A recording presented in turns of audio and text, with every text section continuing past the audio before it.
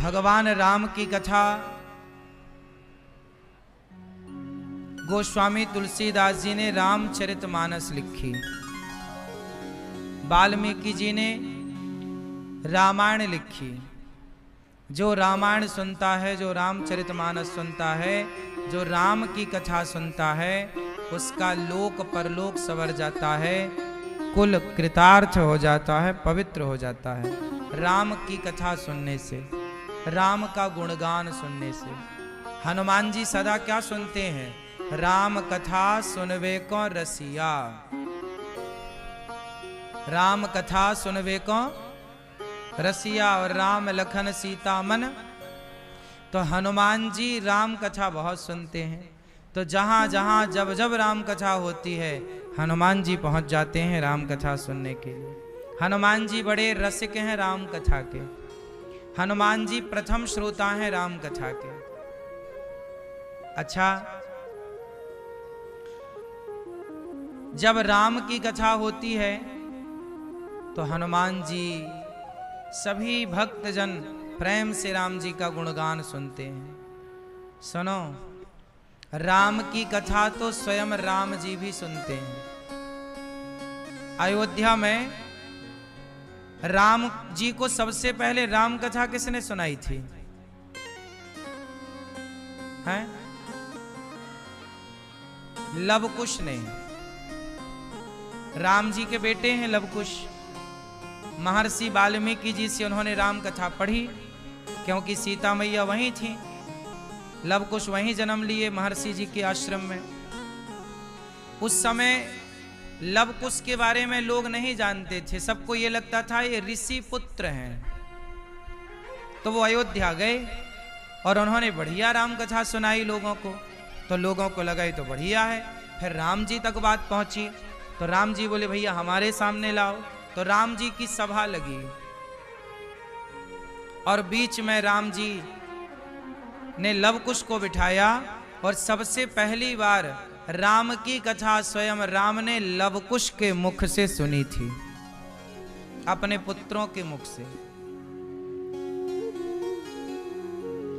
ये वही कथा है जो राम भी सुनते हैं। ये वही कथा है कि जब सीता मैया रावण के यहाँ दुखी थी, परेशान थी, तब हनुमान जी आए और क्या किया? रामचंद्र गुण वरने लागा। रामचंद्र गुण वरने लागा, सुनतहि सीता कर दुख भागा। जैसे हनुमान जी ने राम कथा सुनाई, अशोक वाटिका में, लंका में पेड़ पर चढ़कर, अशोक पर चढ़कर जब राम कथा सुनाई तो सीता मैया का राम कथा, राम का गुणगान जैसे ही गाया तो सुनते ही सीता कर दुख भागा। सीता मैया का सारा दुख भाग गया राम की कथा सुन के। ये है राम कथा। जीवन में कितना भी दुखी व्यक्ति हो, परेशान हो, वो बस भगवान की कथा सुन ले, अपने आप उसका सारा दुख समाप्त हो जाता है। आज लोग दुखी क्यों हैं? क्योंकि भगवान से वंचित हो गए, संसार में इस तरह उलझ गए कि भगवान के लिए समय ही नहीं मिला, भगवान का चिंतन ही नहीं हो सका। अच्छा ये बताओ, रामायण किसने लिखी? बोलो। वाल्मीकि जी ने। और रामचरितमानस किसने लिखी? रामायण और रामचरितमानस ये दोनों अलग अलग है। दोनों राम का यशगान कर रहे हैं, पर रामायण को लिखा गया संस्कृत भाषा में और रामचरितमानस को किस भाषा में लिखा गया? क्यों मैया? मैया किसमें? अवधी। कौन सी भाषा? अवधी भाषा। तुलसीदास जी कौन है? नाभादास जी लिख रहे हैं कि वाल्मीकि तुलसी भये। त्रेता के वाल्मीकि जी ही कलयुग में तुलसीदास बन करके प्रकट भये और उन्होंने राम कथा का विस्तार किया, राम कथा को जन जन तक पहुंचाया। क्योंकि वाल्मीकि जी ने जो भाषा लिखी संस्कृत, संस्कृत को जानने वाले लोग सतयुग त्रेता द्वापर में तो थे, कलयुग में भी हैं तो बस जरा से। तो फिर राम की कथा जब भाषा संस्कृत है तो फिर सब तक कैसे पहुंचेगी? तब वाल्मीकि जी को कलयुग में फिर प्रकट होना पड़ा तुलसीदास जी के रूप में, और तुलसीदास जी ने वही कठिन वाल्मीकि रामायण को संस्कृत भाषा से ट्रांसलेट किया और उन्होंने सरल से सरल हिंदी भाषा, अवधी भाषा में रामचरितमानस को लिखा। अवधी भाषा कहाँ बोली जाती है? भारत में, पूरे भारत में कहां पर अवधी भाषा बोली जाती है? हैं? अयोध्या में। ये जो अयोध्या क्षेत्र है, ये पूरे अयोध्या क्षेत्र में, अयोध्या है, गोंडा है इत्यादि, ये सब अवधी भाषा है, अवधी भाषा बोली जाती है। तो वहां की भाषा में गोस्वामी जी ने, चूंकि राम वहां के हैं, तो जहां के राम हैं तो राम की भाषा, राम की मातृभाषा में रामचरितमानस लिखी गई। राम जी की मातृभाषा क्या है? अवधी। इसलिए रामचरितमानस को लेकर के हमारे देश में विवाद भी होता है कि तुलसीदास जी ने ऐसा क्यों लिखा, ऐसा क्यों लिखा। उन लोगों को ये समझ नहीं आता कि रामचरितमानस अवधी भाषा में लिखी गई, तो जो भाषा अवध में बोली जाती है, कई बार उन शब्दों को दूसरे लोग नहीं पकड़ पाते, नहीं जान पाते। कुछ शब्दावली ऐसी होती है, कुछ भाषाएं ऐसी होती है जो केवल आप समझते हैं, क्योंकि वो आपकी मातृभाषा है। अब जैसे पंजाब की भाषा है, पंजाबी है। अब पंजाबी आपस में कोई बात करे तो हिंदी वाला नहीं समझ पाएगा, और हिंदी भाषी गांव का व्यक्ति हो और अपनी गांव की शुद्ध खड़ी भाषा में बात करे तो पंजाब का नहीं समझ पाएगा, क्योंकि हर भाषा का अपना अपना क्षेत्र है ना, कि वो जब तक ना जाना जाए नहीं समझ पाएगा। अब जैसे गांव की भाषा में है तवा, आप बता सकते हैं तवा किसे कहते हैं? हैं? हाँ, शुद्ध भाषा में चौका है, बिलना है, बेलन है, कटोरी है, लोटा है, लुटिया है, गिलास है, गिलसिया है, संसी है। ये बहुत सारे नाम हैं जो सबको नहीं पता, लेकिन आपको पता होंगे आपके क्षेत्र की भाषा में। तो भाषा वस्तु वही है, पर चूंकि नाम बदल गए, चूंकि भाषा बदल गई। अब जैसे ताड़ना है, एक कोट करके मैं आपको बताऊं, रामचरितमानस की एक चौपाई है, ढोल गंवार शूद्र पशु नारी सकल ताड़ना के अधिकारी। इस चौपाई पर बड़ा विवाद होता है कि तुलसीदास जी ने ऐसा क्यों लिख दिया, ढोल गंवार शूद्र पशु नारी सकल ताड़ना के अधिकारी। क्या स्त्री ताड़ना की अधिकारी है? ढोल गंवार शूद्र पशु नारी, 5 लोगों का नाम ले लिया तुलसीदास जी ने। तो बोले क्या नारी ताड़ना की अधिकारी है?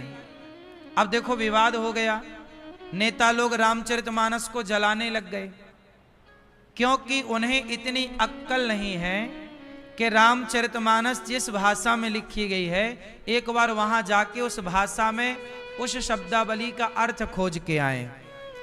देखो ऐसा है ना, आपके यहां ताड़ना शब्द का अर्थ क्या होता है?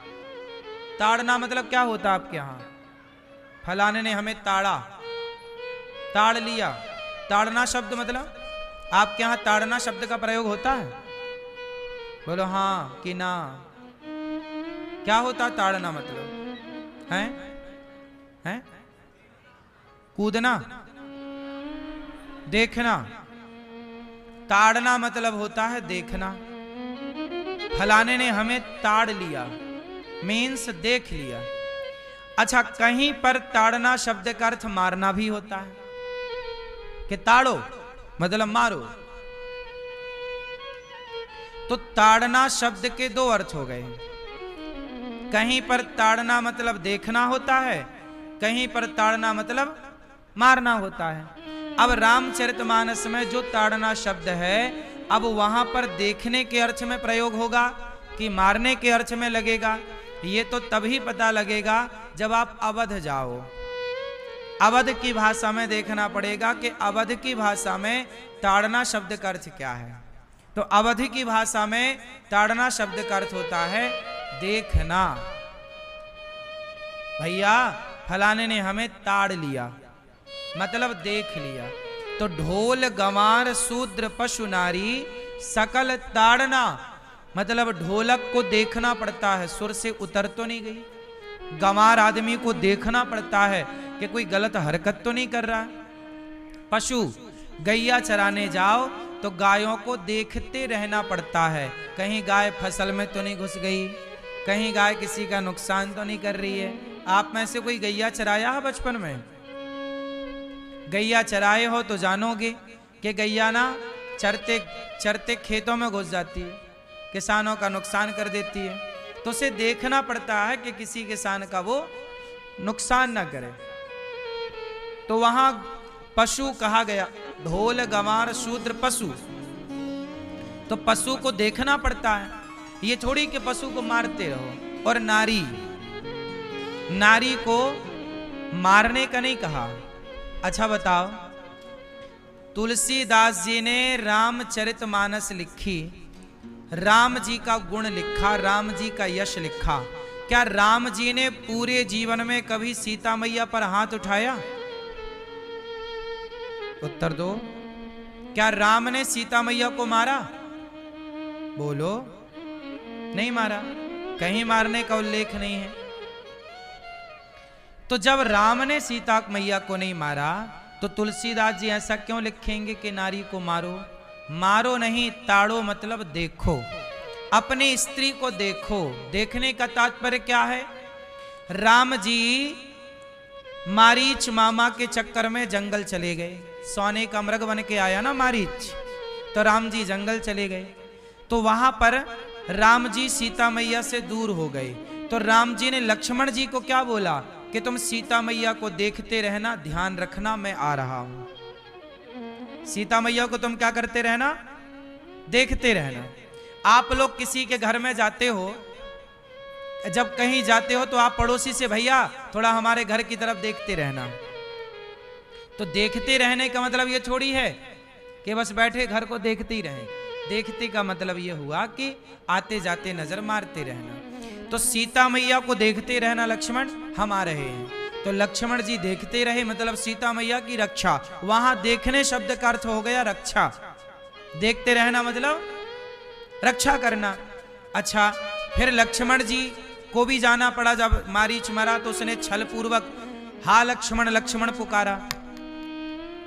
जब लक्ष्मण पुकारा तो सीता मैया को लगा कि राम जी संकट में हैं। तो लक्ष्मण जी को सीता मैया ने कहा कि जाओ, राम संकट में है। लक्ष्मण जी ने समझाया कि राम जी पर संकट नहीं आ सकता माता, वो छल है। सीता मैया नहीं मानी और लक्ष्मण जी को भेज दिया। अब सीता मैया जंगल में हो गई अकेली। अब ना तो राम जी देखने वाले हैं, ना लक्ष्मण जी देखने को हैं। तो तुलसीदास जी कह रहे हैं कि ताड़ना मतलब अपनी नारी को, स्त्री को देखते रहो। यदि नहीं देखोगे, चाहे आपका पिता देखे, चाहे आपका पुत्र देखे, मतलब बेटी को कौन देखता है? पिता। कहाँ चली गई बेटी, कहाँ है, कहाँ नहीं आई, देर क्यों हो रही है? तो बेटी को कौन देखता है? बेटी की देख रेख कौन करता है? और विवाह के बाद उसकी देख रेख उसका पति, और पति के ना रहने पर उसकी देख रेख उसका पुत्र। तो नारी जात जो है वह किसी ना किसी की देख रेख में ही होती है। बोलो हाँ। और नारी देख रेख में होगी तो अच्छी होगी, सुखी होगी। तो तुलसीदास जी ने कहा कि ढोल गवान शूद्र पशु नारी सकल ताड़ना। ताड़ना मतलब देखन के अधिकारी। नारी को देखते रहो। अब लक्ष्मण जी भी चले गए, और राम जी भी चले गए। जंगल में कोई देखने वाला सीता मैया को बचा नहीं, तो रावण आ गया और रावण मौके का फायदा उठाया और सीता मैया को लेकर के चला गया। तो नारी पर यदि पिता, पति और पुत्र की दृष्टि यदि हट जाएगी तो नारी पर संकट आकर खड़ा हो सकता है। इसलिए नारी को देखते रहो, ये बात कह रहे हैं तुलसीदास जी। नारी को क्या करते रहो? देखते रहो। सकल ताड़ना के अधिकारी, मतलब सब लोग मतलब घर वालों को कह रहे हैं, भाई घर में सब लोग हैं। जैसे आपके घर में सब लोग हैं, आपके ससुर हैं, आपके पति हैं, आपके पुत्र हैं, तो सब लोग मिलके अपने अपने घर की नारियों को देखते रहो। नारियों को मतलब नारियां कौन हैं? या तो तुम्हारे घर में बेटी होगी, या तो तुम्हारे घर में बहू होगी, बहू बेटी। इन्हीं को ना देखना पड़ता है कि बेटी समय से स्कूल से क्यों नहीं आई, कहाँ चली गई, आज समय 1 घंटा लेट हो गया, कहाँ चली गई। 1 घंटा नहीं, आधा घंटा भी बेटी लेट हो जाए तो धड़कन बढ़ने लग जाती है माँ बाप की कि कहाँ चली गई। हाँ या ना? यही ना देख रेख है। तुलसीदास जी इसी की चिंता करते कहते हैं कि नारियों को देखते रहो। लेकिन लोगों ने देखना अर्थ नहीं लगाया, लोगों को लगा कि कह रहे हैं मारते रहो। अब मारना शब्द जब ताड़ना शब्द के 2 ही अर्थ हैं, देखना और मारना। यदि आप मारना अर्थ कर लोगे तो पूरी बात गलत हो जाएगी। फिर तो नारियां कहेंगी कि लो तुलसीदास जी हमें मारने का कह रहे हैं, फिर तो आप तुलसीदास जी के विरोधी हो जाएंगे। एक शब्द से अर्थ बदल जाता है। अब देखो, ये तो सन मतलब सूर्य भी होता है, सन मतलब पुत्र भी होता है। अब ये तो उस सेंटेंस से पता लगेगा ना कि वो सूर्य के लिए कोड कर रहा है, सूर्य की बात कह रहा है कि पुत्र की बात कह रहा है। बोलो हाँ, एक ही उच्चारण के 2 अर्थ हो गए कि नहीं? सन मतलब सूर्य भी, सन मतलब बेटा भी, पुत्र भी। तो जैसे इंग्लिश भाषा है, इसमें भी एक के 2 अर्थ निकल रहे हैं, उसी तरह हमारी भाषा के अनेक अर्थ हो सकते हैं। अब वो अर्थ ना समझने के कारण झगड़ा होता है। तो तुलसीदास जी की कोई भी बात समझने के लिए, अर्थ करने के लिए उनकी भाषा का ज्ञान होना चाहिए, और भाषा है अवधि। तो तुलसीदास जी ऐसे हैं, दिव्य हैं। वो समाज के लिए बहुत अच्छा लिखते हैं, समाज के लिए बहुत अच्छा करते हैं। तुलसीदास जी का जन्म हुआ 1589 संवत, सन की बात करें तो 1554 लगभग। तुलसीदास जी का जन्म जब हुआ तो इनकी माता की मृत्यु हो गई। जन्म के कुछ समय बाद पिता की मृत्यु हो गई। जो इनको रोटी दिया करती थी इनकी माता, पड़ोस की माता, एक मासी माँ, वो भी कुछ दिनों बाद मर गई। तो समाज में ये भ्रांति हो गई कि भाई तुलसीदास जी को जो रोटी देता है, इस बच्चे को जो खाना देता है, वो मर जाता है। तो तुलसीदास जी को लोगों ने रोटी देना बंद कर दिया।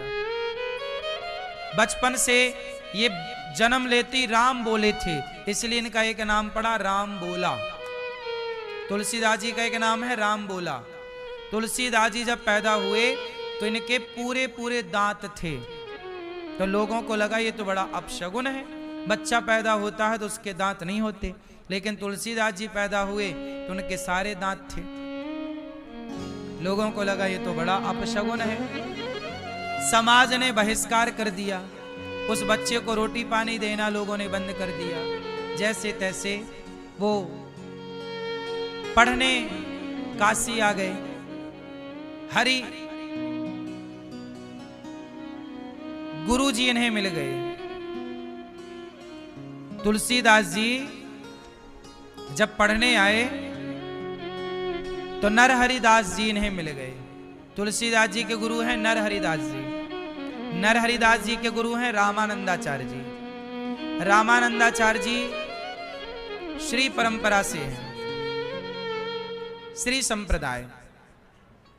रामानुजाचार्य संप्रदाय से श्री रामानंदाचार्य जी, पहले रामानुजाचार्य जी, फिर उसी परंपरा में भगवान रामानंदाचार्य जी, फिर हरिहरदास जी, और हरिहरदास जी के शिष्य हुए हैं तुलसीदास जी। तुलसीदास जी जो है राजापुर गांव है, यूपी में ही राजापुर ग्राम में इनका प्राकट्य हुआ। माँ बाप चल बसे, अनाथ हो गए, पढ़ लिख कर काशी में विद्वान होकर लौटे। समाज के लोगों ने बड़ा सम्मान किया। कुछ समय बाद इनका विवाह हुआ रत्नावली से। तुलसीदास जी का विवाह हो गया। पढ़ लिख के आए ना, विद्वान हो गए, थोड़ा काम धाम करने लग गए, पैसे भी कमाने लग गए। तुलसीदास जी पत्नी के साथ रहने लग गए, विवाह हुआ। तुलसीदास जी के पिताजी का नाम था आत्माराम दुबे, माता का नाम था श्रीमती हुलसी। हुलसी के पुत्र तुलसी। इनकी पत्नी है रत्नावली, रत्नावती भी कहते हैं, रत्नावली भी कहते हैं। तो तुलसीदास जी का जब विवाह हुआ तो इन्होंने माँ का प्यार पाया नहीं, पिता का प्यार पाया नहीं, पड़ोस अड़ोस का, माँ बाप का, बुआ दादी और रिश्तेदारों का प्यार पाया नहीं। पत्नी मिल गई तो पत्नी थोड़ा प्यार करती है, तो उन्हें पहली बार प्यार मिला तो वो अपनी पत्नी से बहुत आसक्त हो गए। पत्नी के बिना अब दिन भर वो पत्नी के पास रहते, काम धाम करे आए, कमाना तो जरूरी था, रोटी तो कमाएं और फिर पत्नी के पास बैठे, टुकुर टुकुर देखें पत्नी को, पत्नी प्यार करे, दोनों बड़े खुश। एक दिन क्या हुआ कि तुलसीदास जी की सास बीमार पड़ गई। माता रत्नावली की माँ बीमार पड़ी तो उनके भैया उन्हें लिवाने आ गए, बहन माँ बहुत सीरियस हैं, जल्दी चलो। तो रत्नावती जी बोली कि नहीं, मेरे पति आने वाले हैं, आज आए, मैं उन्हें सूचित कर दूं कि मैं जा रही हूं, फिर मैं चलूंगी। भैया बोले तब तक तो माँ निपट जाएगी।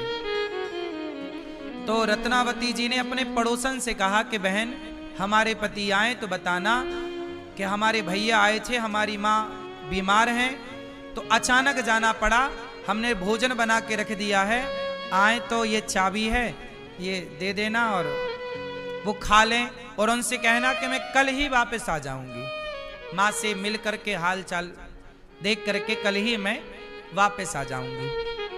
पड़ोसन को समझा बुझा करके रत्नावती जी चली गई अपने भैया के साथ। उनका गांव नदी के उस पार था, 2-4-5 किलोमीटर की ही दूरी थी, बहुत दूर नहीं था उनका गांव, ज्यादा से ज्यादा 8 किलोमीटर। उस जमाने वो जमाना ऐसा था जब बैलगाड़ी से लोग आते जाते थे। तो पत्नी चली गई, वो अपने माँ के पास पहुंची, माँ की तबीयत धीरे धीरे सुधरने लग गई, माँ से मिली, वो माँ अब बिल्कुल स्वस्थ सी हो गई बेटी को देखकर। अब यहाँ तुलसीदास जी आए तो देखा घर में ताला लगा।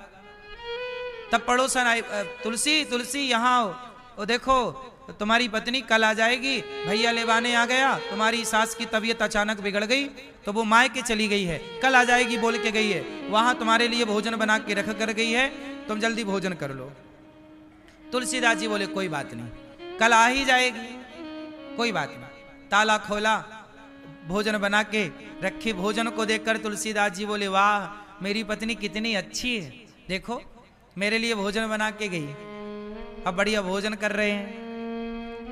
शाम हो गई, शाम से फिर रात हुई, तो जब रात हुई तो तुलसीदास जी करवट बदलने लग गए। पत्नी की याद आने लग गई कि देखो कल तक तो मेरे साथ थी, हम दोनों साथ में बात कर रहे थे, अब ये रात कैसे कटेगी पत्नी के बिना, जबकि एक ही रात की बात थी, कल आ जाएगी। तुलसीदास जी बोले कल तो आ ही जाएगी, कोई बात नहीं। सोते हैं पर उन्हें नींद ही नहीं आ रही है, इस करवट से उस करवट, उस करवट से उस करवट, रात के 10 बज गए, नींद नहीं आई। तुलसीदास जी को लगा कोई बात नहीं, मेरी पत्नी कल तो आ ही जाएगी, लेकिन एक काम करो ना, मैं ही चलूं, कल लेवा लाऊंगा, वो भी मेरे बिना कैसे रह रही होगी, पता नहीं उसे भी नींद आ रही होगी कि नहीं। तो तुलसीदास जी बोले कोई बात नहीं, मैं अभी रात को ही जाता हूं। तो आधी रात को तुलसीदास जी चल पड़े अपनी पत्नी के पास कि चलो उसे नींद आ रही होगी कि नहीं। देखो ये प्रेम। तुलसीदास जी चले, पत्नी के प्रेम में इतने मोहित थे कि रात के 10-11 बजे चल पड़े। और संयोग देखिएगा, रात्रि भी अमावस्या की, अंधेरी रात चल पड़े। ना बैलगाड़ी थी ना कोई साधन था, पैदल। और दूरी भी ज्यादा नहीं थी, 8-10 किलोमीटर है, ठीक है, जो भी है, घंटे 2 घंटे का ही रास्ता है। चलो चल पड़े। लेकिन जंगल के रास्ता, नदी, जंगल जैसे तैसे पार किया। नदी आई तो नदी में बाढ़ थी, बारिश का मौसम था। अचानक पानी ज्यादा हो गया। अब नदी कैसे पार करें? तो कोई मुर्दा बहता हुआ आ रहा था। उस मुर्दे को पकड़ लिया नाव समझकर। मुर्दे को पकड़ के तुलसीदास जी पार हो गए। मुर्दा, देखो, पत्नी की याद, ध्यान किसका है? पत्नी का। और जब पत्नी की याद में तुलसीदास जी चले, पत्नी के घर पहुंचे, लेकिन रात को सब सो रहे थे। तुलसीदास जी को लगा कि यदि सास को जगाते हैं, तबीयत खराब है, कहीं टैना हो जाए, आधी रात को जगाएं, मरू ना जाए सास, तो सास को जगाना सही नहीं है। तो घर के पीछे की तरफ पत्नी के कमरे की तरफ गए। पत्नी का कमरा थोड़ा ऊपर था। संयोग देखिए कि उस समय पत्नी के कमरे में सांप घुस रहा था। रत्नावती के कमरे में कौन घुस रहा है? रात के बारिश का टाइम। सांप बिच्छू तो बहुत होते हैं, गांव में तो पहले, आज भी बहुत होती हैं। तो सांप घुस रहा था। तुलसीदास जी को लगा, वाह, मैंने कहा था ना मुझे नींद नहीं आ रही है, मेरी पत्नी को भी नींद नहीं आ रही है, देखो मेरे लिए रस्सी डाल रखा है। तुलसीदास जी ने सांप को रस्सी मान लिया और सांप की पूंछ पकड़ के चढ़ने लग गए। और सांप भी सांप है, सांप की पकड़ बड़ी मजबूत होती है। तुलसीदास जी ने सांप को पकड़ करके वो सच्ची उसके कमरे में गए। और जब कमरे में गए तो आवाज लगा रहे, रत्नावली खिड़की खोलो, रत्नावली। रत्नावली डर गई, कौन है? दीपक जलाया, देखा तो तुलसीदास जी। स्वामी आप, आधी रात को तुम्हें नींद आ गई? हाँ हाँ, मैं तो सो रही थी। अरे तेरे बिना हमें नींद नहीं आई। तो आप यहां कैसे आ गए कमरे में? तूने रस्सी डाल रखी थी। रस्सी कहां? देखा दीपक के प्रकाश से वो सांप था, और डंडे से फिर बाहर किया उसको। ये तो सांप है। तुलसीदास बोले, सांप है? हाँ, ये तो सांप पकड़ के आप चढ़ाए। और नदी कैसे पार की बिना नाव के? बोले, नाव तुमने भिजवाई तो थी। मुर्दे को जब पकड़ाना तो मुर्दे की गंध तुलसीदास जी के शरीर में थी।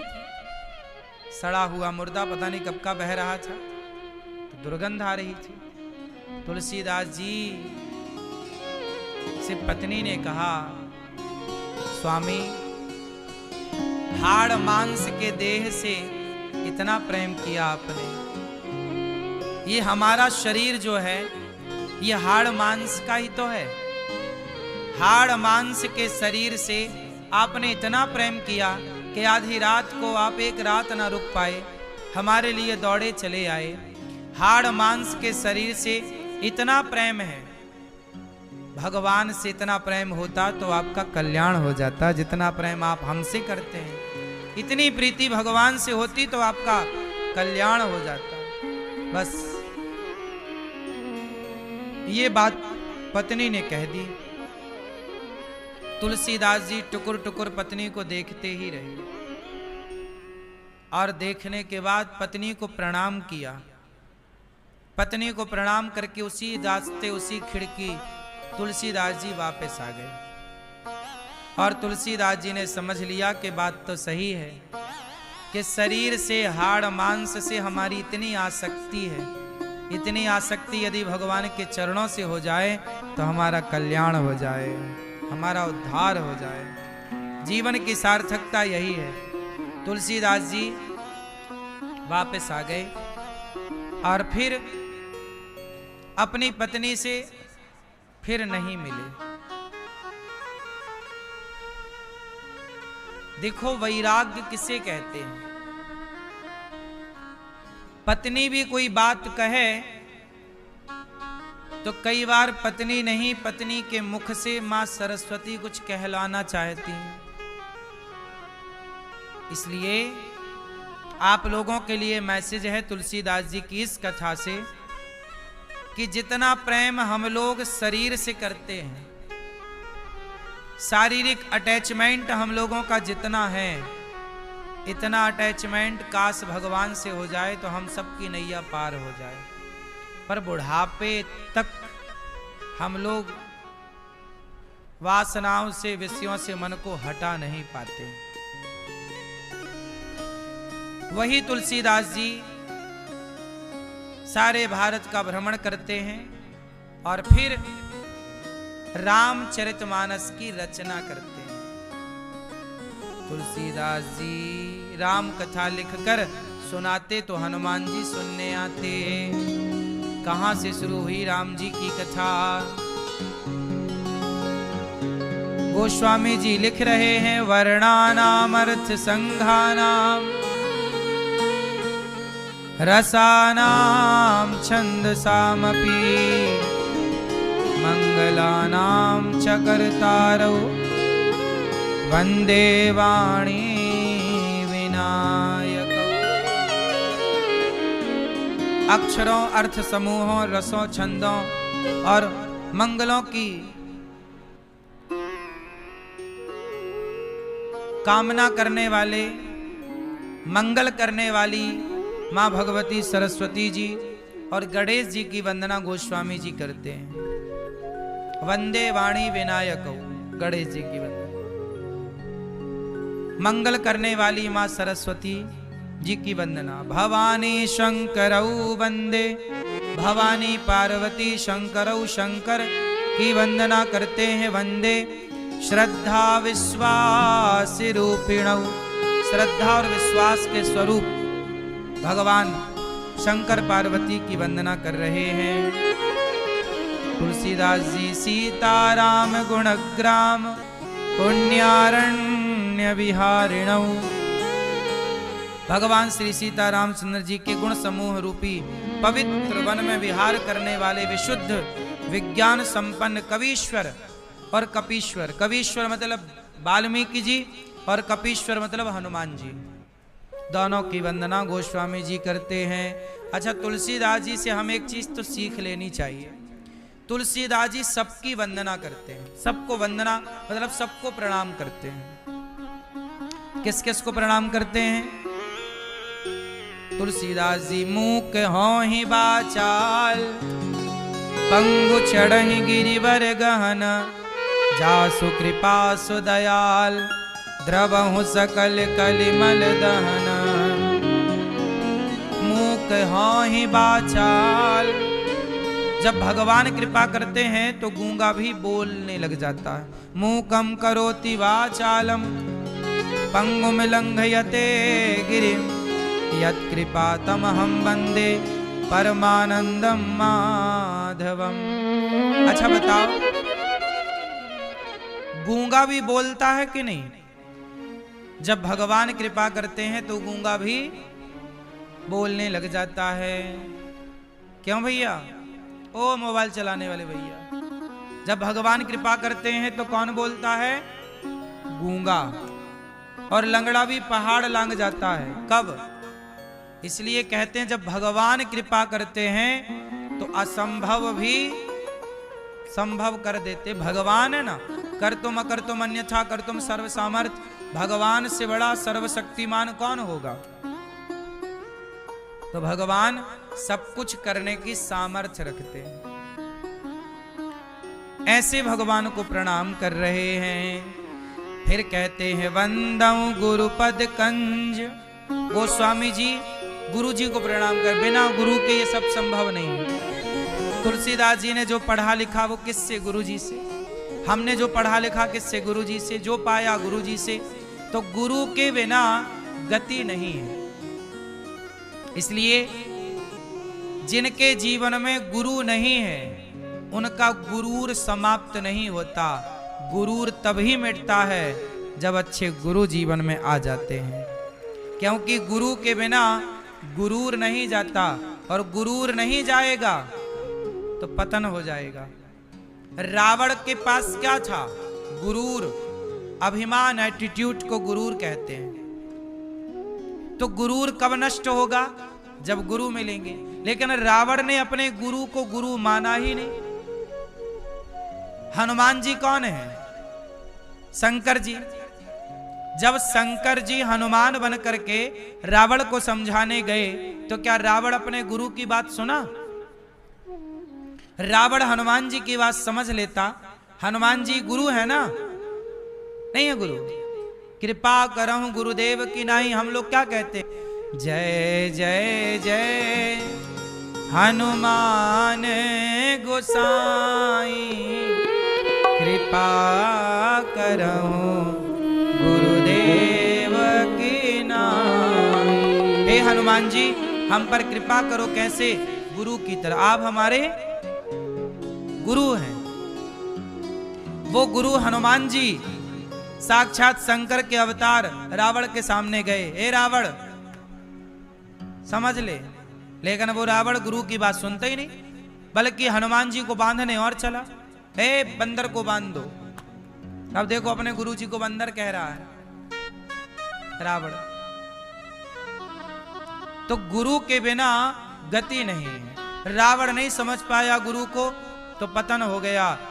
और विभीषण ने हनुमान जी के रूप में गुरु को स्वीकार कर लिया कि ये हमारे गुरु। और जब हनुमान जैसे गुरु की शरण पकड़ी तो वही गुरु हनुमान जी ने विभीषण को राम की शरण तक पहुंचा दिया कि नहीं? लंका का राजा बना के बिठा दिया कि नहीं? किसकी कृपा है?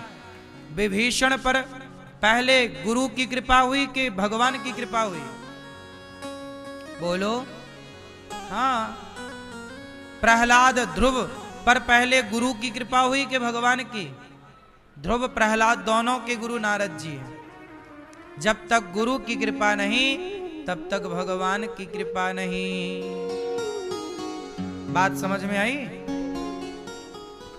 तो गोस्वामी जी कह रहे हैं, बंदहु गुरु पद पदम परागा, सुरुचि सुवास सरस अनुरागा, अमीय मूरिमय चूरन चारो, समान सकल भव रुज परिवारो, बंदहु गुरु पद पदम परागा।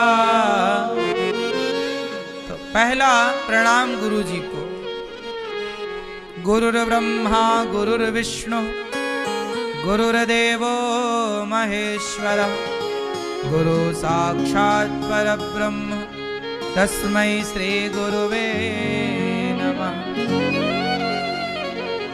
जब तक गुरु कृपा ना करें तब तक गोविंद कृपा नहीं करते। इसलिए गुरु बहुत आवश्यक है। लोग कहते हैं ना, हम गुरु क्यों बनाएं, गुरु की क्या जरूरत है?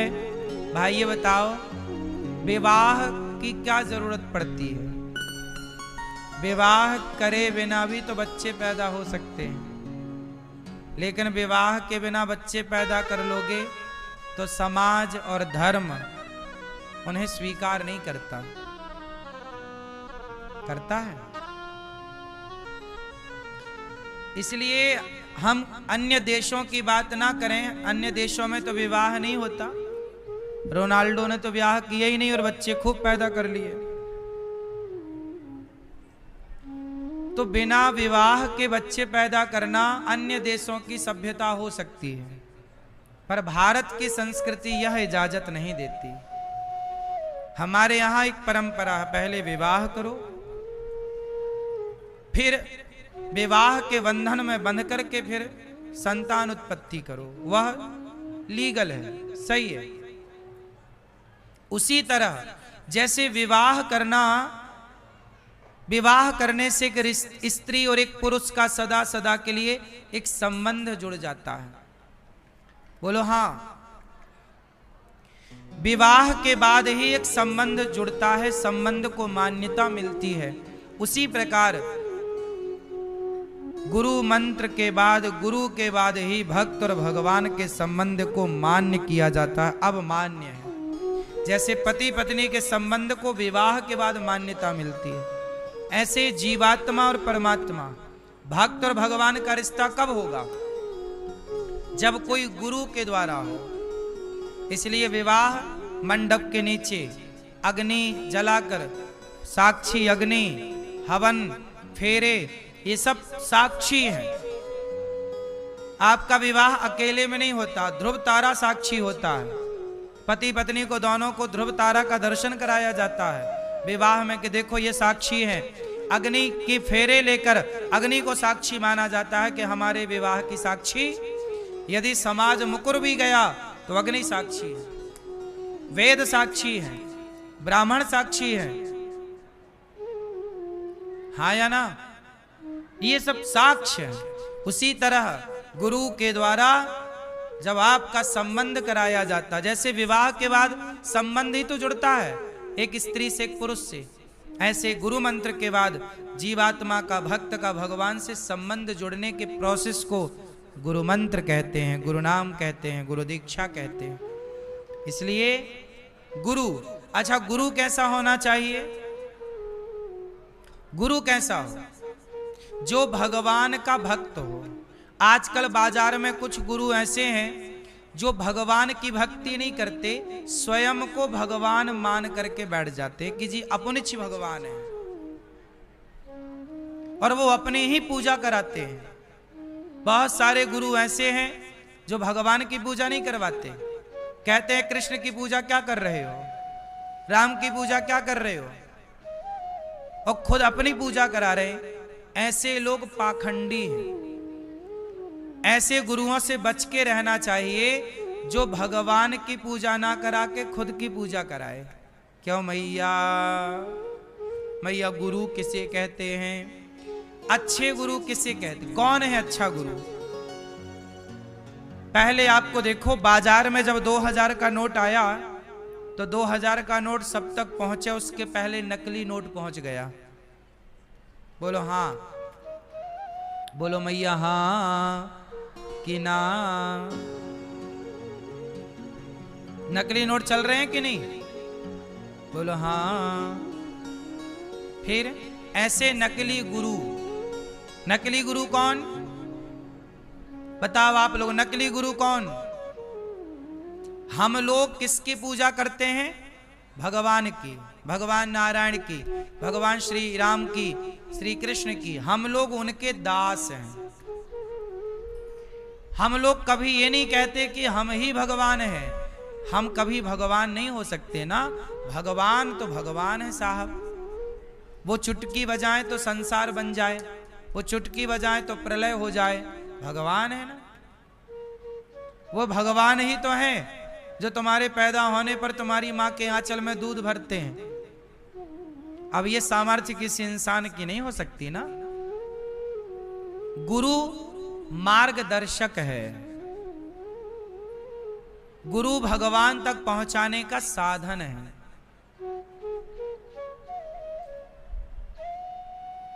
कुछ लोग अपने कोई गुरु बना दे, भगवान बना देते, जी हम ही भगवान हैं।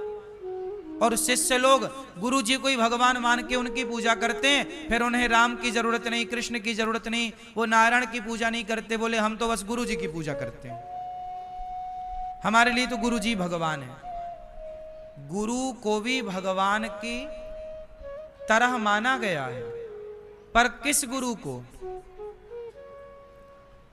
देखो, भगवान भगवान होना और भगवान की तरह होना, मां और मां के जैसी। क्यों? ये मेरी मां है और ये मेरी मां के जैसी है। अच्छा, ये मेरा पिता है और ये मेरे पिता जैसा है। ये मेरा भाई है और ये मेरे भाई जैसा है। अच्छा, क्या आप कभी कहती हो ये मेरा पति है और ये मेरा पति जैसा है? बोलो। हर जगह जैसा नहीं चलता। कुछ रिश्तों में तो जैसा चल जाएगा, माँ माँ जैसी, भाई भाई जैसा चलेगा, दौड़ेगा। क्यों चलेगा ना? बहन बहन जैसी चलेगा, बिल्कुल ये मेरी बहन जैसी चलेगा, दौड़ेगा। ये मेरा पिता है, ये मेरे पिता जैसा, बिल्कुल चलेगा। लेकिन ये मेरा पति है और ये पति जैसा चलेगा? तो कुछ रिश्तों में कुछ जगह ये नहीं चलता। उसी तरह गुरु भगवान के जैसा है। भगवान तो भगवान है साहब, भगवान की तरह कोई नहीं। जैसे पति और पति के जैसा, यहां ये बात लागू नहीं होगी। उसी तरह भगवान और भगवान जैसा नहीं, यहां भी ये बात लागू नहीं होगी। भगवान जैसा कौन है? केवल भगवान। भगवान जैसा कोई दूसरा होए तो बताओ, है कोई दूसरा? भगवान तो एक उंगली से पहाड़ उठा सकते हैं, कोई दूसरा होए तो बताओ। भगवान जैसे केवल भगवान है। इसलिए इंसानों को इंसान मानो। गुरु को बहुत आदर देने की बात है, परंतु भगवान भगवान है। आप अपनी श्रद्धा से गुरु में भगवान को देख सकते हैं, पर गुरु जी खुद कहने लग जाएं कि हम भगवान हैं, तो फिर वो गलत है। बात समझ में आई? आप तो मानो अपनी श्रद्धा से जो आपको अच्छा लगे, लेकिन वो खुद कहें कि नहीं जी तुम गोपाल जी की पूजा ना करो, नदी में बहा दो, तुम भगवान मंदिर से निकाल के नदी में बहाओ और हमारी ही पूजा करो, ये तो फिर मनमाना आचरण हो गया। इसलिए ऐसे गुरुओं से सावधान, जो खुद की पूजा करा रहे हैं और भगवान से आपको वंचित रखे हैं। खुद को भगवान कहने वाला पौंड्रक था, खुद को भगवान कहने वाला रावण था, खुद को भगवान कहने वाला कंस था। जो खुद को भगवान कहते हैं वो राक्षस होते हैं, वो गुरु भी नहीं होते।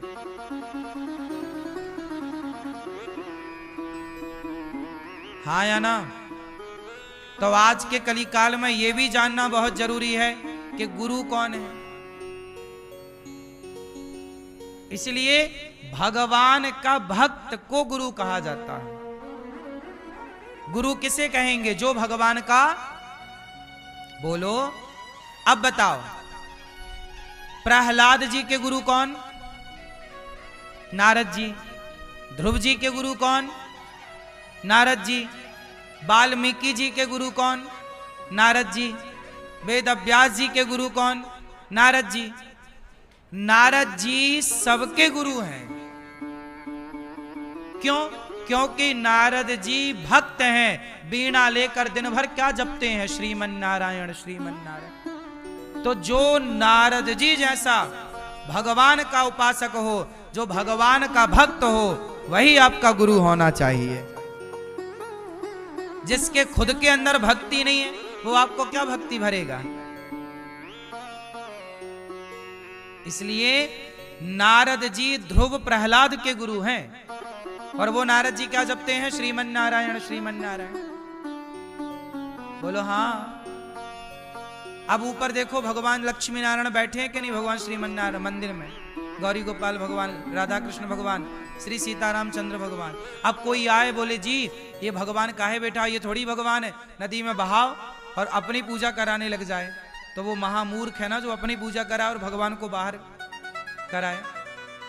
हम लोग उसी परंपरा से, नारद जी की परंपरा से। नारद जी भी जपते हैं श्रीमन नारायण श्रीमन नारायण। बोलो हाँ। क्या जपते हैं नारद जी? और हम भी और आप भी क्या जप रहे हैं? श्रीमन नारायण। तो नारद जी को फॉलो करो। नारद जी से बड़ा गुरु कोई नहीं। हनुमान जी से बड़ा गुरु कौन? लेकिन वो हनुमान जी राम के पुजारी हैं या नहीं?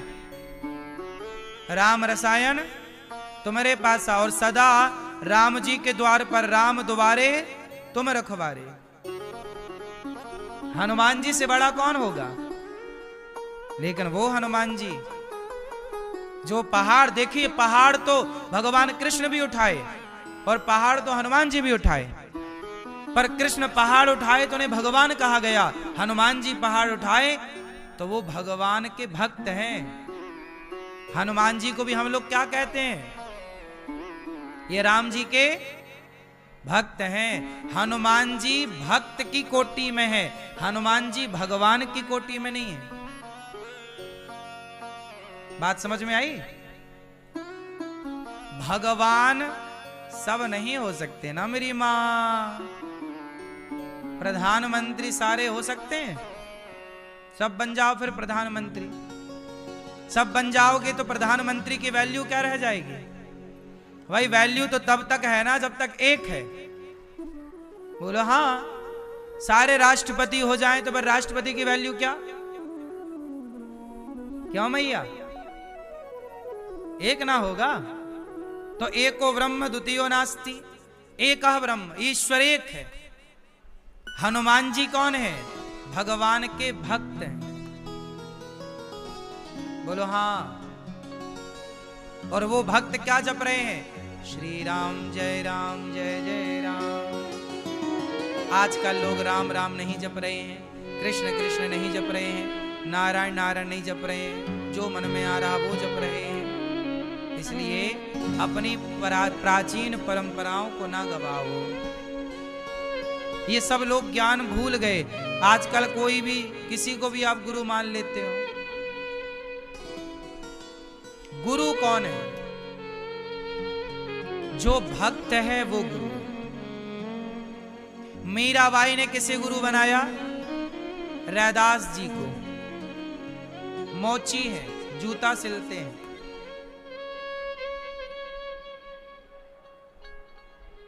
जाति क्या है मायने नहीं रखती।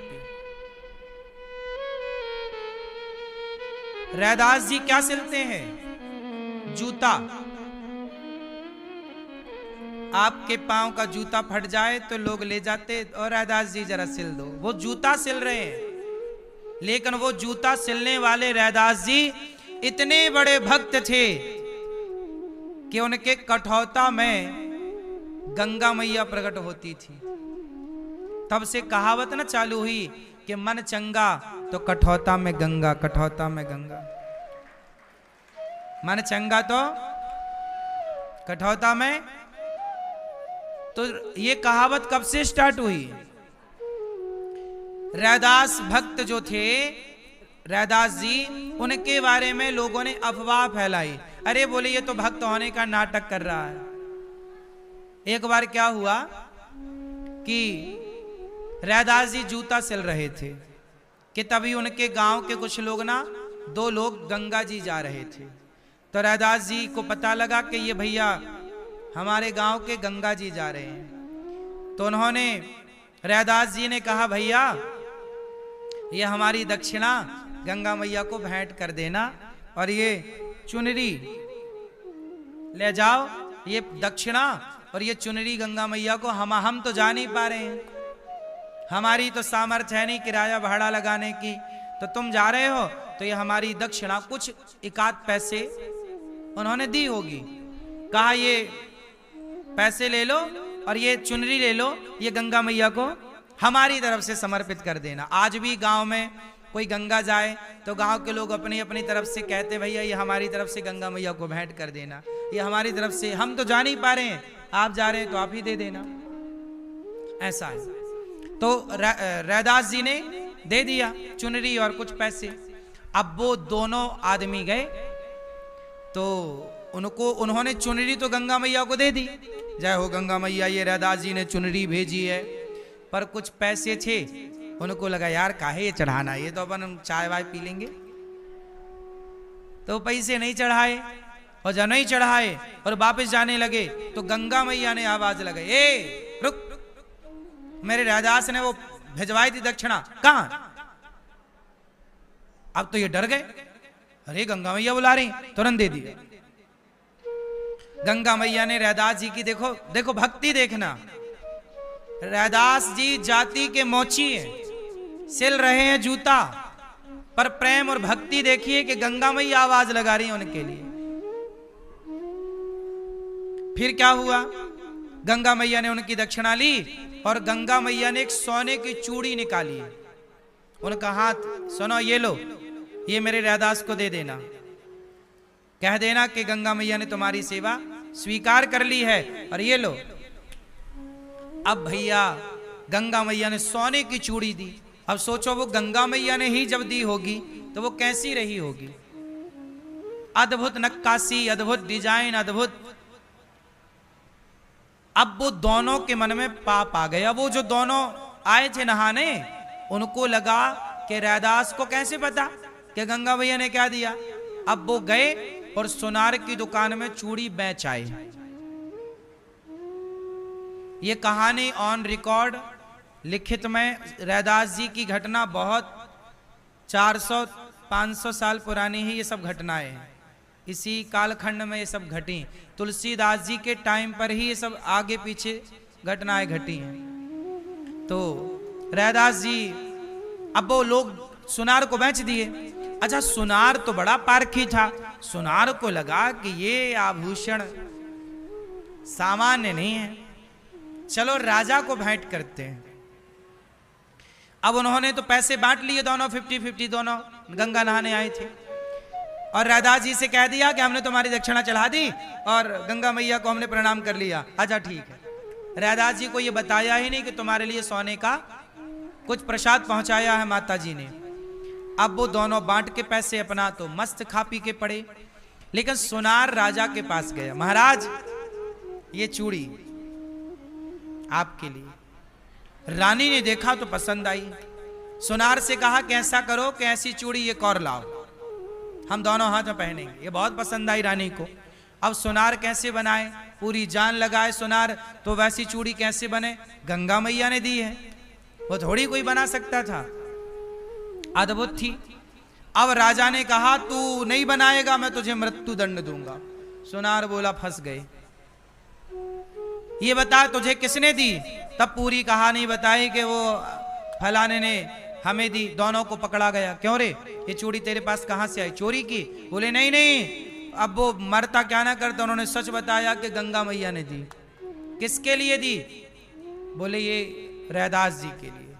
अब राजा रैदास जी के पास गए, बोले आपकी पहचान गंगा मैया से है, ये चूड़ी तुम्हारी गंगा मैया ने दी है, यदि ऐसी चूड़ी एक और देंगी तो हम मानेंगे कि तुम भक्त हो। रैदास जी बोले भैया हमने ये कब कहा कि हम भक्त हैं, क्यों हमें फंसा रहे हो? बोले नहीं, तुम बड़े भक्त हो, जल्दी से चूड़ी लाओ हमारे लिए। अब रैदास जी को परेशान करने लग गए बेचारे को। जब लोगों ने ढोंगी पाखंडी और कहना शुरू किया कि ये तो कोई भक्त है ही नहीं, यदि ये भक्त है तो गंगा मैया से फिर दूसरी चूड़ी निकलवा के दिखाओ, तब हम जाने तुम्हारी तो पहचान है। तब रैदास जी ने प्रार्थना की, हे गंगा मैया, ये पापी लोग हमारी भक्ति पर संदेह कर रहे हैं। भक्ति पर संदेह हुआ तो फिर भगवान का नाम, भगवान का यश खराब होगा। हे मां कृपा करो। जब रैदास जी ने गंगा मैया को पुकारा तो रैदास जी के वो चमड़े का जो मोची होता ना, चमड़े का ही पानी भरने के लिए वो बनाता है एक पात्र, उसमें पानी भरता है, चमड़े का था वो पात्र। जूता सिलना पानी लगता है ना चीजों के लिए, तो पानी भरने का जो पात्र था वो भी चमड़े का था। उस चमड़े के पात्र में जब गंगा मैया का आवाहन किया श्री भक्त जी ने, रैदास जी ने, और प्रेम पूर्वक जब पुकारे तो उस चमड़े के पात्र से गंगा मैया प्रकट हो गई। उनका हाथ में दूसरी चूड़ी लेकर के मैया प्रकट हुई, सब ने देखा। तब वो राजा चरणों में गिरा, रैदास जी को प्रणाम किया, बोले आप हमसे धन ले लो जितना, ये जूता काहे सिलते हो? बोले नहीं, हम बोले अपना जूता सिल के ही अपना कार्य करेंगे। जो जूता सिलने से पैसा कमाते वो साधु जनों की सेवा में लगाते। रैदास जी भक्ति करते। इन्हीं रैदास जी से गुरु मंत्र लेने के लिए मीराबाई आई। अब सोचिए, जाति तो उनकी मोची थी, लेकिन मीराबाई ने गुरु बनाया। गुरु क्या बोलती मीराबाई कि वस्तु अमोलक दी मेरे सतगुरु, करी कृपा अपनायो पायो जी मैंने, राम रतन धन पायो। तो मीराबाई ने गुरु किसे बनाया? जो भक्त है। इसलिए गुरु किसे बनाओ? जो भगवान का भक्त है वही आपका गुरु होना चाहिए। भक्त ही गुरु, क्योंकि भक्त गुरु होगा तो फिर वो भगवान से आपको जोड़ेगा, आपके भीतर भी भक्ति भरेगा। तो भक्त होना चाहिए।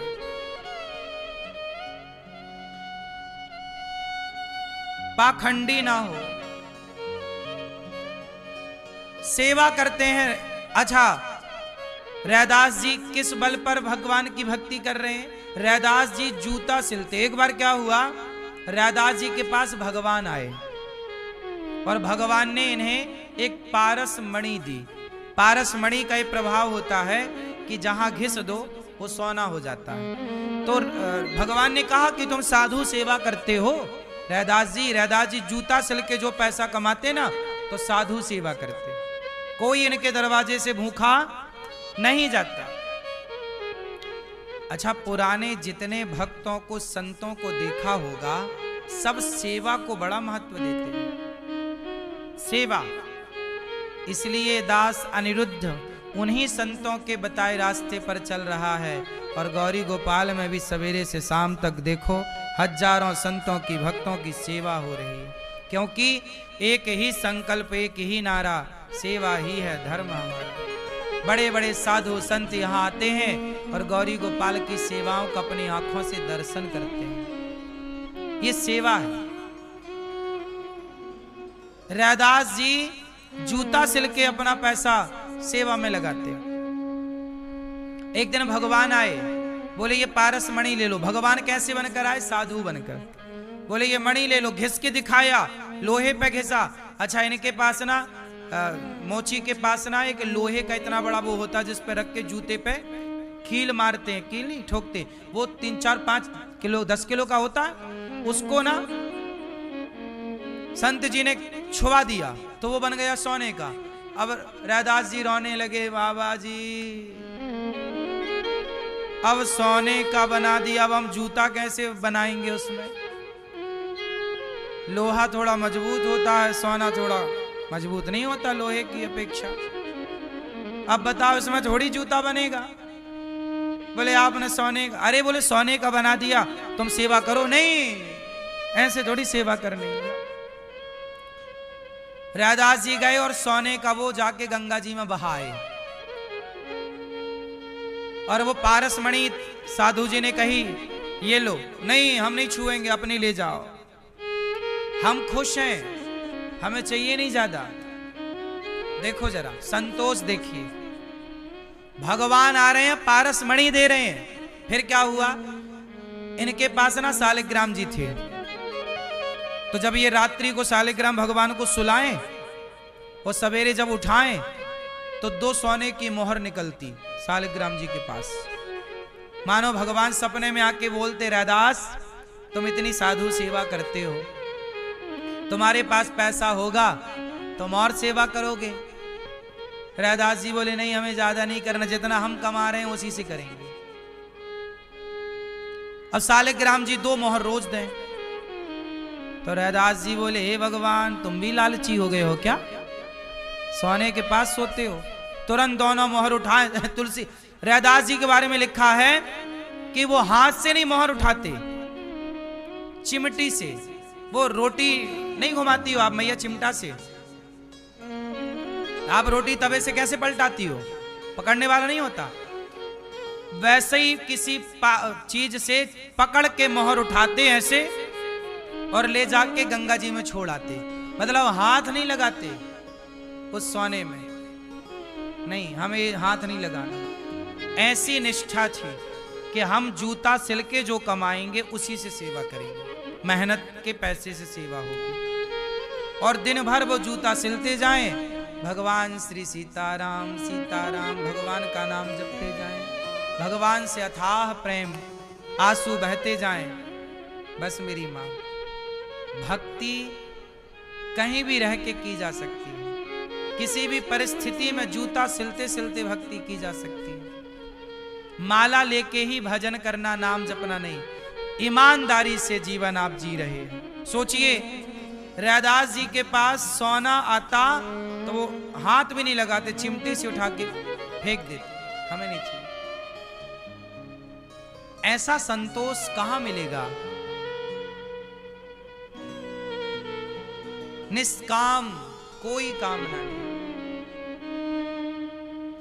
रैदास जी के बारे में कहा जाता था, भले ये मोची थे पर बड़े बड़े पंडित, बड़े बड़े संत इनके घर जाते और इनकी पत्नी कढ़ी भात बनाती, ये साधु सेवा करते। इनके बड़ा यश था, जाति के मोची थे, पर सब लोग जान गए कि ये बड़े पवित्र भक्त हैं। भक्त सुनो, जाति से ऊपर उठ चुका होता है भक्त। भक्त तो फिर कहते ना, जाते ना पूछो साधु की, पूछ लीजिए ज्ञान। ऊपर उठ करके भक्ति सबसे अलग करती है आपको। अब बताओ ना, हमारे राम जी शबरी माँ के पास गए कि नहीं? शबरी तो सबर जाति की थी, आज की भाषा में कहें तो दलित की बेटी है, लेकिन राम गए ना और जूठे बेर खाए ना। तो भगवान भी जात पात कहां देखते? जात पात पूछे नहीं कोई, हरि को भजे सो हरि का होई। इसलिए रैदास जी, अब कबीरदास जी जुलाहे हैं। कबीरदास जी कौन है? जुलाहे, कपड़ों का काम करते हैं, कपड़ा बुनने का। पर देखो भक्ति, देखो गोरा कुम्हार, कुम्हार जाति के हैं, घड़ा बनाते हैं, पर भक्ति देखो कि विठ्ठल भगवान उनके घर पे आते हैं। नामदेव जी दर्जी हैं, पर नामदेव जी 27 बार विठ्ठल भगवान ने दर्शन दिया। भगवान सबके, बस भगवान को पाने की वो भक्ति तो हो, वो कामना तो हो, वो निष्काम। और सबने सेवा की, सबने। इसलिए दास अनिरुद्ध भी उन्हीं संतों के बताए रास्ते पर चलता हुआ हमारा जीवन, भगवान से यही प्रार्थना करते हैं कि प्रभु ये जीवन सदा आपकी और आपके भक्तों की सेवा में ही गुजरता चले। इसलिए गौरी गोपाल आश्रम में सवेरा होता है, हजारों साधु संता के भोजन प्रसादी करते हैं, अखंड रसोई चलती है, हजारों लोग प्रसाद पाते हैं। यही, और हम भी क्या करते हैं? हम किसी के घर चोरी नहीं करने जाते।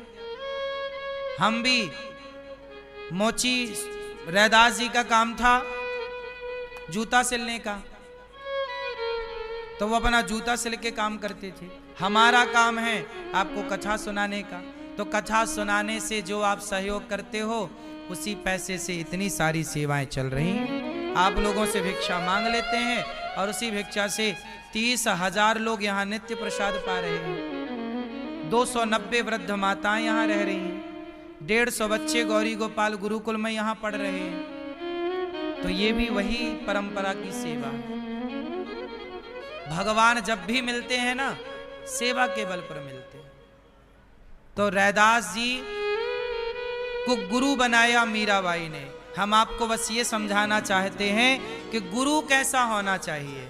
गुरु भक्त होना चाहिए, परम भक्त, जो भगवान के सिवा और कुछ ना चाहे। यदि गुरु का मन आपके पैसे में लग गया तो फिर आप परेशान हो जाओगे, जब भी जाओगे गुरु जी पैसे। इसलिए यदि गुरुजी लालची हो गए और पैसे मांगने लग गए तब तो चेला परेशान, फिर चेला दूर से ही भागेगा। ऐसा लालची गुरु भी ना हो। सोचिए, ये दास अनिरुद्ध गौरी गोपाल परिवार से करोड़ों लोग जुड़े हैं। आज तक यहां करोड़ों लोग जुड़े हैं, लाखों लोग गुरु मंत्र लेकर यहां से जा चुके, दीक्षा लेकर जा चुके। मैंने आज तक किसी से नहीं कहा कि तुम 2 रुपए तुम्हें देना ही पड़ेगा, तुम्हारी श्रद्धा है तो दो, नहीं है तो मत दो। पर मैंने आज तक किसी को जोर नहीं लगाया कि तुम दो, नहीं, आपकी आस्था है दो, नहीं है मत दो। मैंने किसी को नहीं इशारा किया कि तुम्हें इतना देना ही पड़ेगा। अभी हमारी मैया कई बार आ चुकी, कई बार इन्होंने जितनी सेवाएं की अपनी श्रद्धा से की।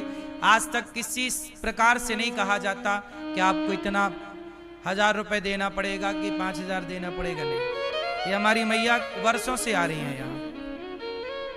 मैया ने सभी संतों को खूब सेवा की, खूब बढ़िया प्रसाद बनवा के पवाया, लेकिन कभी किसी से हम नहीं कहते कि ये देना ही पड़ेगा। वो आपकी श्रद्धा है। आप 1 रुपए दें, 1 पैसा दें, 1 लाख दें, 1 रोटी दें, जो आपका मन, कभी हमने नहीं कहा। क्योंकि भगवान, हमें पूरा भरोसा भगवान पर है कि यदि कार्य भगवान करा रहे हैं तो फिर भगवान ही अपनी जिम्मेदारी से कराएंगे, वो खुद कराएंगे, हम क्यों चिंता करें। गौरी गोपाल में सब कार्य हो रहा, कोई हम और आप थोड़ी कर रहे हैं। भगवान आपको प्रेरणा कर देंगे, आप करेंगे, भगवान आपसे करा लेंगे। कोई इंसान कुछ नहीं करता, लेकिन जब व्यक्ति लालची हो जाता है ना, तो फिर वो दिखने लग जाता है कि लालच है। इसलिए लोभ ना पैदा होने पावे। लोभ उतना ही हो जितने की जरूरत है। आपके जीवन में कितना लोभ होना चाहिए? रोटी, कपड़ा, मकान और शिक्षा।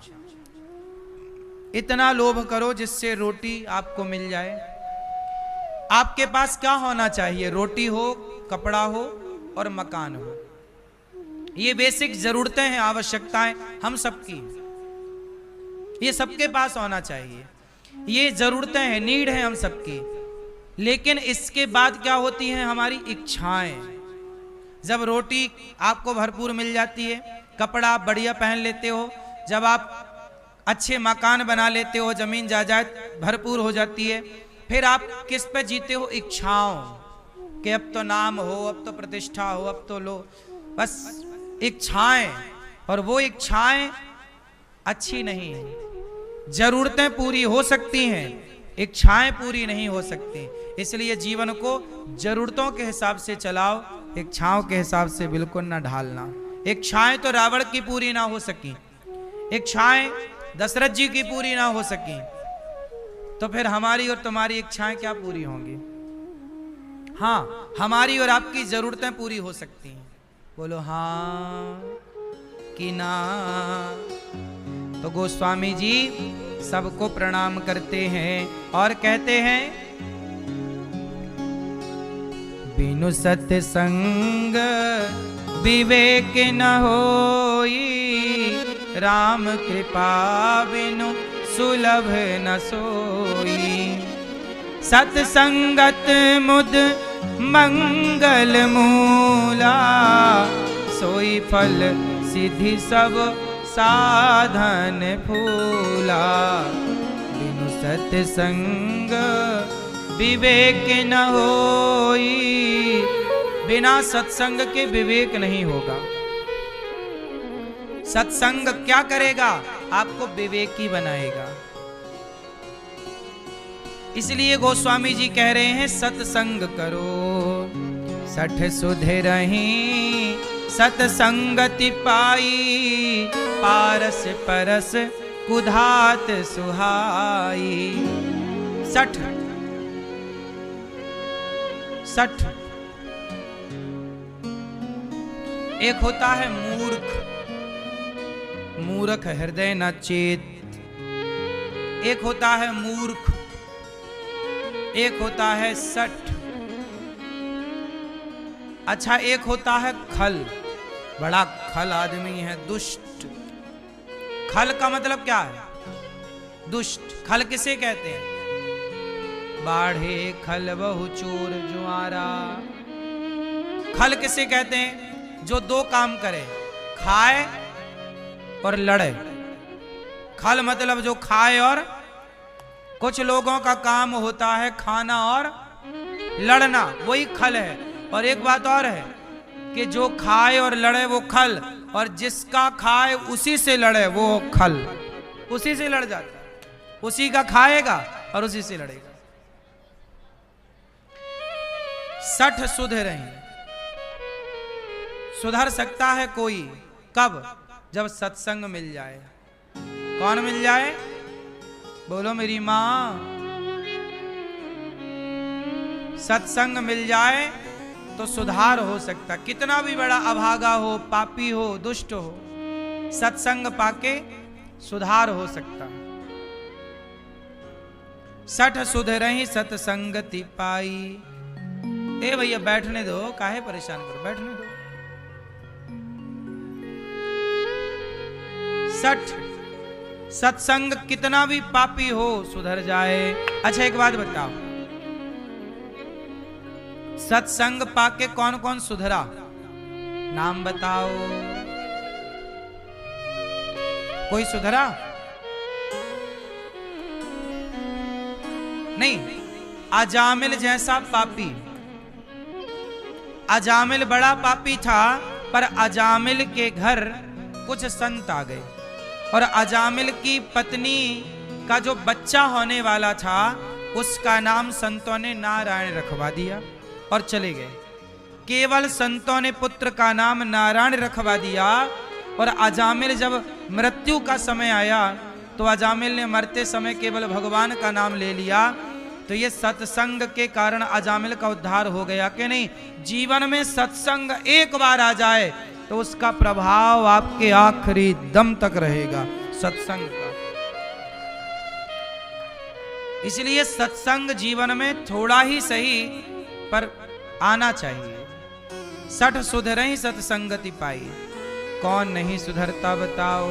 सत्संग किसे नहीं सुधारता और कुसंग किसे नहीं बिगाड़ता?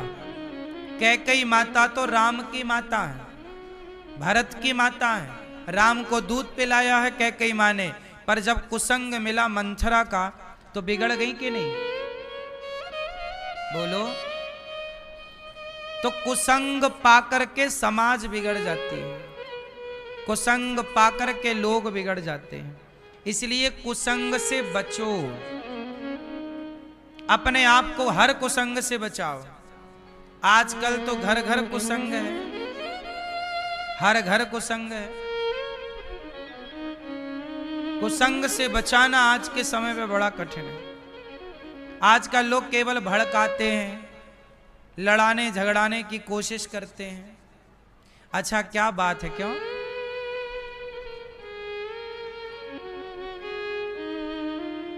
सास को लगता है कि बहू मेरे बेटे का कान भर रही है, और बहू को लगता है कि सास मेरे पति का कान भर रही है। बोलो हाँ, सही है। बहू को लगता है कि सास सिखा रही है मेरे पति को। मेरा पति तो सास के कहने पे चलता है, और मां को लगता मेरा बेटा तो पत्नी के कहने पे चल रहा है। अब बेचारा आदमी वो मां के पक्ष में बोले तो घरवाली नाराज, और घरवाली के पक्ष में बोले तो मां नाराज। तो करे क्या आदमी? स्त्रियां धर्म संकट में कम पड़ती हैं, पुरुष धर्म संकट में ज्यादा पड़ता है। इसलिए पुरुषों को अटैक जल्दी आता है, स्त्रियों को नहीं आता। ये फ्रैंकली बोल चाल के मस्त रहती हैं। ये तो अपना रोना मां से रो लेंगी, मां ऐसा बोल दिया। पुरुष बेचारा घुट घुट के फिर हो जाता है। सही है, पुरुषों को अटैक ज्यादा आता है। हार्ट अटैक किससे ज्यादा होता है? स्त्रियों की दर ज्यादा है कि पुरुषों की? बोलो क्यों? क्योंकि रिश्तों में ना पारदर्शिता नहीं है। आज रिश्ते क्यों बिगड़ रहे हैं? पारदर्शिता नहीं है। सास को लग रहा है कि बेटा बहू के हिसाब से चल रहा है, बहू को लग रहा है कि पति सास के हिसाब से चल रहा है। अच्छा, होता क्या, सब अपने अपने हिसाब से चलाना चाहते हैं। पुरुष को माँ चाहती है बेटा मेरे हिसाब से चले, पत्नी चाहती है मेरा आदमी मेरे हिसाब से चले। वो आदमी है कि गधा है?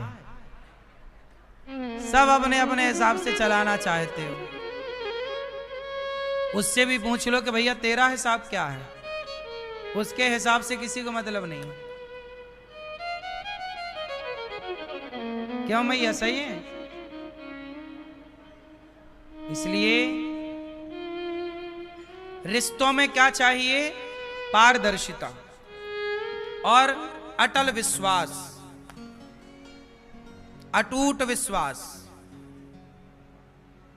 समर्पण।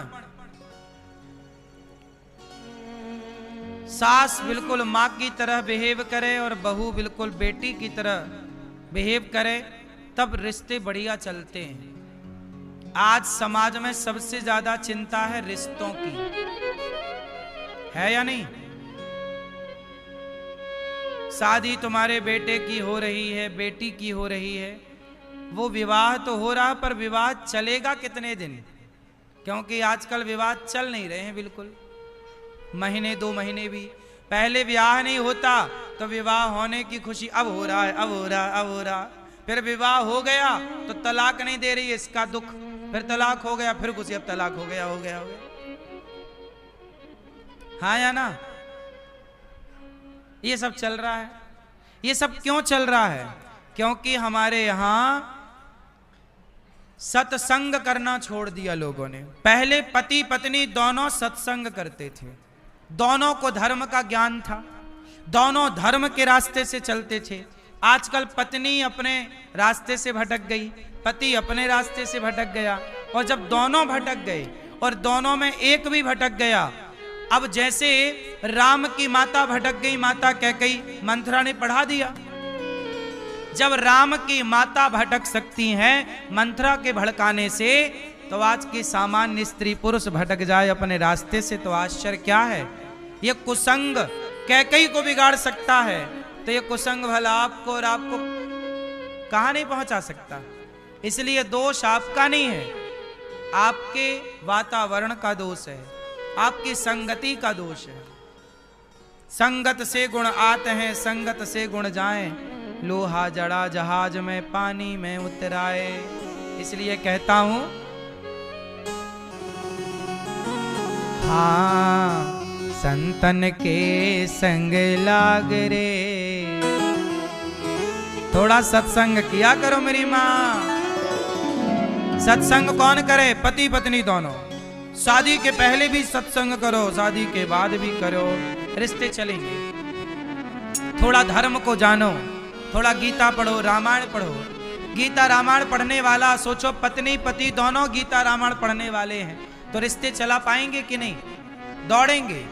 और गीता रामायण नहीं पढ़ने वाले, ओ मुन्नी बदनाम हुई देखने वाली मिल जाए, ओ शीला की जवानी मिल जाए, ताकते रहते तुझको शान सवेरे वाले लोग मिल जाए, ये थोड़ी चलाएंगे।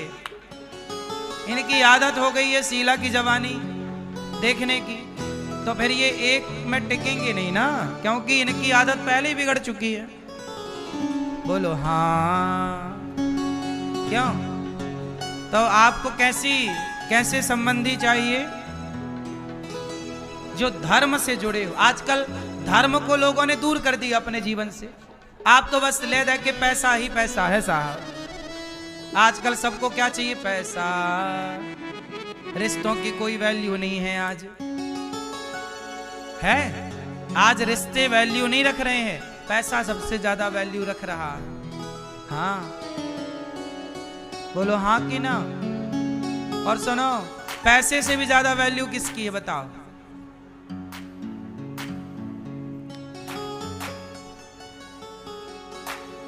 पैसे अभी एक महिला ने एक महिला ने अभी अपने पति को काट पीट के ड्रम में पैक कर दिया। उसका पति तो पैसे वाला था, उसका पति तो पैसे वाला था, पर पैसे वाले को काट के एक टपोरी के साथ भाग गई कि नहीं? बोलो हाँ कि ना? क्या सिखा रही है ये कथा? कि आजकल लोगों को पैसे से भी मतलब नहीं है। किससे मतलब है? उनको अपनी हवस पूरी करने से मतलब है। क्यों? अब उसका पति तो और सुंदर था, मुस्कान का, हाँ या ना? पर अपने अच्छे पति, अच्छा कमाने वाला, अच्छा सुंदर, और वो जिसके साथ भागी वो कैसा था? टपोरी, बिल्कुल थर्ड क्वालिटी का। लेकिन क्या था? वासनाएं थी ना मेरी मां। रावण सीता को काहे चुरा लाया? मंदोदरी तो बहुत सुंदर थी। मंदोदरी कितनी सुंदर थी आप जानते हैं? जितनी सुंदर माता पार्वती है। माता पार्वती जितनी सुंदर हैं, रावण की पत्नी उतनी सुंदर है। और सुनो, मंदोदरी कभी बुढ़ी नहीं होती, सदा जवान रहती है। 18 साल से ऊपर कभी नहीं जाती मंदोदरी। 5 कन्याओं में एक कन्या है मंदोदरी। जब चाहे कुंवारी हो जाए। अपने पति से जब जब वो मिलती तो कुंवारी होकर के मिलती। पता है ये बात आपको? मंदोदरी 5 कन्याओं में एक। 5 कन्या मतलब 5 कन्याएं हैं आज तक के धरती जगत में। एक है मंदोदरी, दूसरी है तारा, तीसरी है द्रौपदी, चौथी है कुंती और 5वीं है अहिल्या। ये 5 हैं जो जब चाहे कुंवारी हो जाए। द्रौपदी के 5 पति हैं। द्रौपदी, अब आप कहोगे कि किसी स्त्री के 5 पति कैसे हो सकते हैं? तो सुनो, सामान्य स्त्री के 5 पति नहीं हो सकते, लेकिन द्रौपदी के कैसे हो गए? शास्त्रों ने क्यों मान्यता दे दी? क्योंकि द्रौपदी 5 कन्या है। द्रौपदी कहां से पैदा हुई है? हवन कुंड से। वो किसी मां की योनि से पैदा नहीं हुई। अयोनिजा है द्रौपदी। द्रौपदी कौन है? सामान्य स्त्री नहीं है, वो अग्नि से प्रकट हुई है। जब वो अपने एक पति से, जैसे 11 महीने कुछ दिन का टाइम था कि वो एक पति के साथ 11 महीने गुजारती थी द्रौपदी। जब वो भीम से दूसरे पति की तरफ जाती, अर्जुन की ओर, तो द्रौपदी कुंवारी होकर के जाती थी।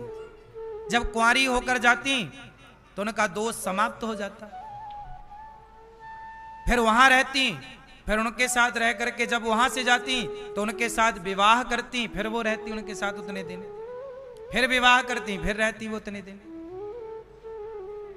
कुंवारी थी वो, हर बार कुंवारी हो जाती हैं। ये कभी बुढ़ी नहीं होती। वो जब चाहे अपने आप को 16-18 साल की बनाए, वो चाहे तो 25 साल की हो जाए। ये पावर था।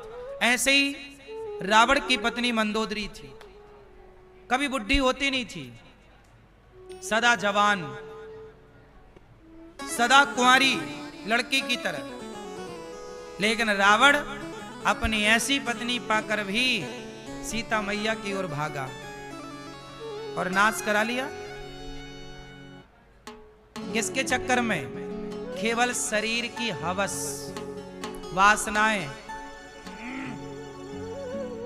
तो आज रिश्तों में, आज जीवन में ये और समस्या है कि आदमी तृप्त नहीं हो रहा है, स्त्रियां तृप्त नहीं हो रही हैं। इसलिए कहता हूं, अपनी इच्छाओं को, अपनी वासनाओं को कंट्रोल।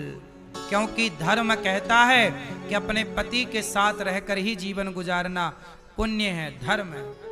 अपने पति को, अपनी पत्नी को धोखा देना धर्म नहीं है। तुम्हारा मन कंट्रोल कब होगा?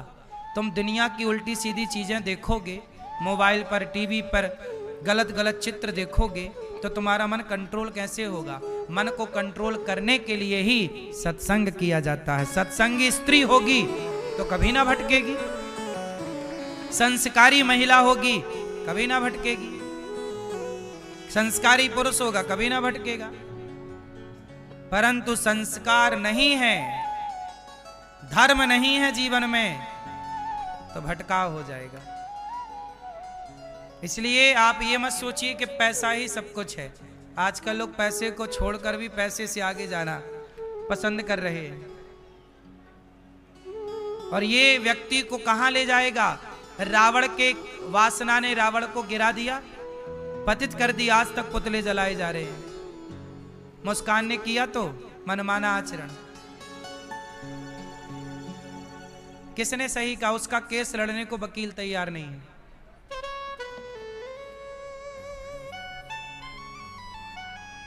आपने अपने पति को धोखा दिया है, पति को एक पराये मर्द के लिए काट दिया।